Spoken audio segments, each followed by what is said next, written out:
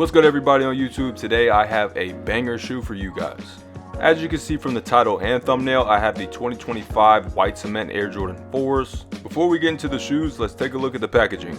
As per usual, Jordan Brand is keeping these true to OG. The box features a black lid with a red Jumpman, and the base is your typical cement gray with black speckles.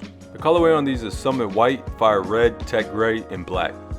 But enough about the packaging, let's go ahead and pull these out the box.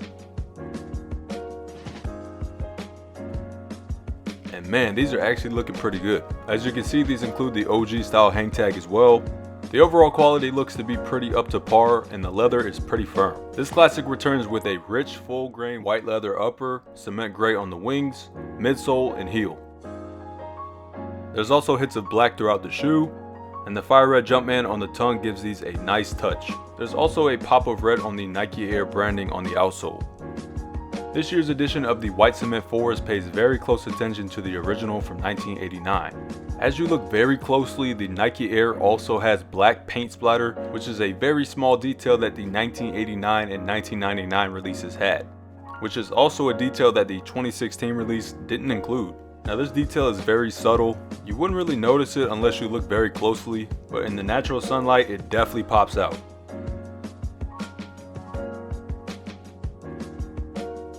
The shape on these looks really good. Ever since we saw the Nike SB4s released in 2023, Jordan Brand has been implementing this newly updated Jordan 4 shape, which was reconstructed to look identical to its original 1989 build. Now the upper on these isn't a pure white color. The box label reads Summit White, which is a slight shade darker than white in person. The reasoning behind this is because in 1989, the White Cement 4s were made with Durabuck, so they were never a pure white color. Check out a medial side shot here. You can see that the overall shape has improved, including the netting and toe box. A lot of people don't like how the tongue looks on the newer Jordan 4s, but that's basically how they looked back in the day. Going back to the paint splatter on the heel, it was a nice detail to add, and it's very subtle, but it's also very important. With Jordan Brand's goal to make these look as close to the original as possible, they cannot miss anything.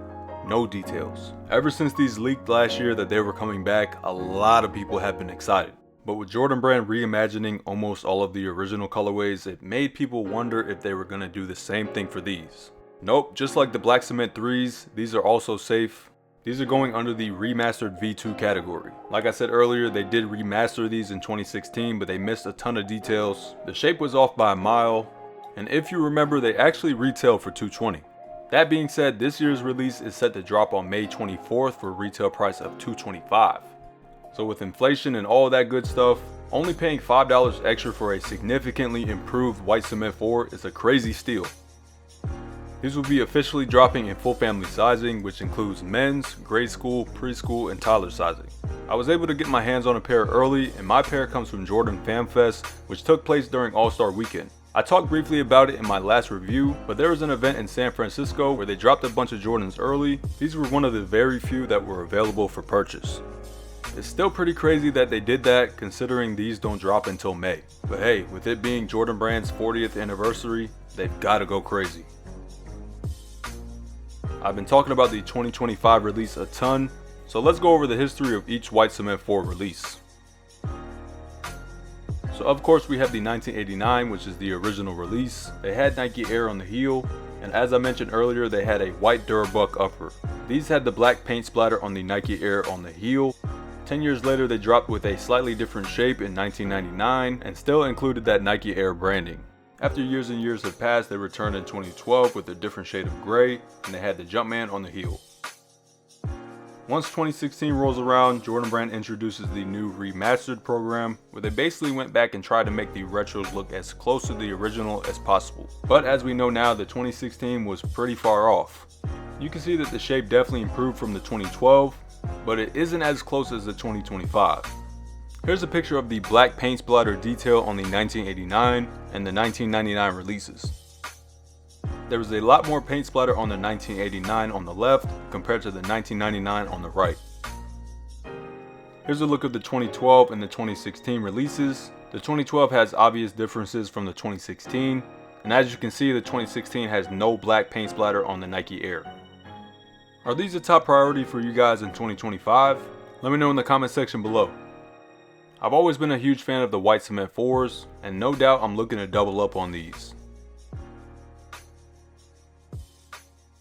Here's a quick comparison of the 2019 Bred 4s with the 2025 white cements.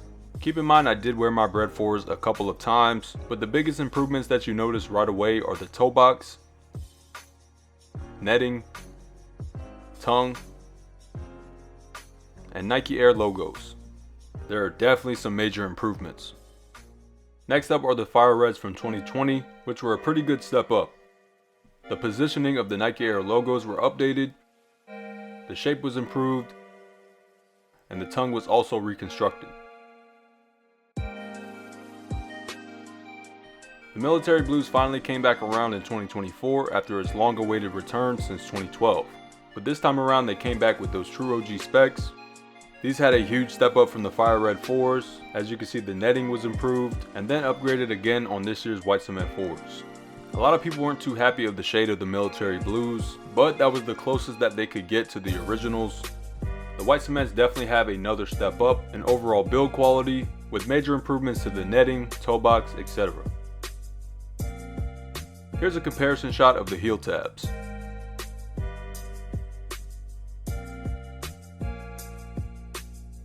Also, here's a close-up shot of the toe box. As you can see, the 2025 white cements have that peak in the leather. And here's a close-up shot of the tongues on both pairs.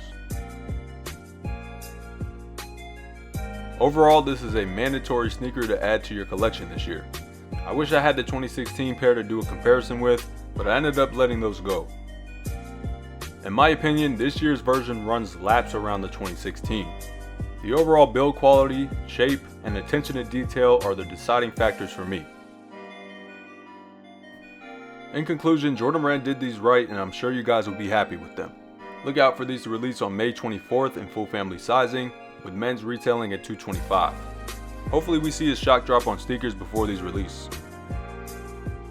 Alright y'all, that's all for today's video. I appreciate you guys for tuning in once again, and if you enjoyed today's video, be sure to drop a like.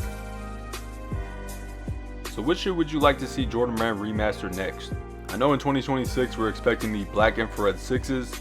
Those did just get remastered in 2019, so it's possible those will be reimagined.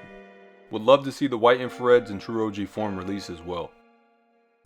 Which sneaker would you guys like to see me do a review on next? Two shoes that I do have are the Grape 5s and the Flu Game 12s, and I should have the Nigel 4s on the way as well. In my last video I did a review on the Navy SB 4s, and in the video before that I did an entire rundown of the 2025 Air Jordan release dates, so you can see the entire list of releases from the top of the year to the end. My name is zSneakerHeadz. I'm known for posting first looks and release dates and just being on point with everything. Be sure to follow all of my social media accounts linked in the description below so I can keep you guys updated at all times. And if you haven't already, hit that subscribe button below, hit the little bell next to it, and tap all so you never miss an upload. Once again, if you enjoyed the video, please tap that like button. I really do appreciate it. And with that being said, I will see you all in the next video.